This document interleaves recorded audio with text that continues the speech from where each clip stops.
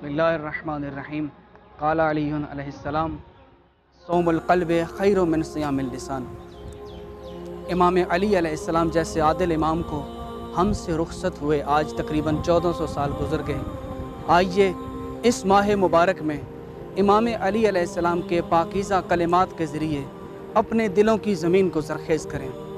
मौला माह मुबारक के हवाले से फ़रमाते हैं कि सौमुल क़ल्ब खैरुम मिन सियामिल लिसान, कि आपका दिल का रोज़ा ये ज़्यादा बेहतर है आपकी ज़बान के रोज़े से।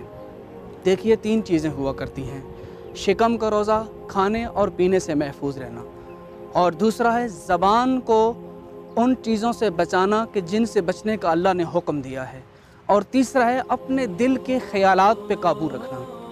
तो कितना खूबसूरत फरमान हमें मौला कायनात ने इनायत फरमाया।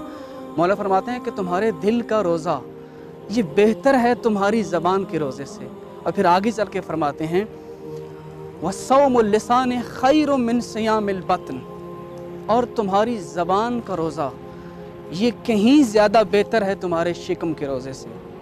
अगर इसको तरतीब वार मरहला वार देखा जाए तो एक खूबसूरत नतीजा हमारे सामने आता है कि फ़िज़िकली हवाले से भी देखा जाए तो इंसान के शिकम का रोज़ा, यानी कि इंसान भूख और प्यास से अपने आप को महफूज रखे, तो ये भूख और प्यास से महफूज रहना ये मुश्किल है, लेकिन इससे भी मुश्किल है इंसान अपनी ज़बान पर कंट्रोल करे, ज़बान को देखभाल के इस्तेमाल करे, और इससे भी ज़्यादा मुश्किल है कि दिल के ख़यालात पर इंसान का कंट्रोल हो जाए।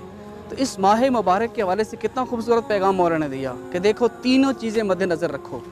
तुम सिर्फ पेट को खाने पीने से महफूज रखते हो, दर हालांकि देखा जाए तो इस शिकम से ज़्यादा बेहतर है तुम अपनी ज़बान पे कंट्रोल करो, और तुम्हारा अपनी ज़बान पे कंट्रोल करना ये भी मुश्किल है, लेकिन इससे भी मुश्किल तरीन चीज़ ये है कि तुम अपने दिल पर काबू रखो, तुम अपने दिल को कंट्रोल करो, इसको उन ख़यालात से पाक रखो कि जिनसे पाक रखने का अल्लाह ने हुक्म दिया है। तो कितना खूबसूरत पैगाम, इसीलिए कहा है कि तुम्हारा दिल का रोज़ा तुम्हारी ज़बान के रोज़े से बेहतर है, और तुम्हारी ज़बान का रोज़ा तुम्हारे शिकम के रोज़े से बेहतर है।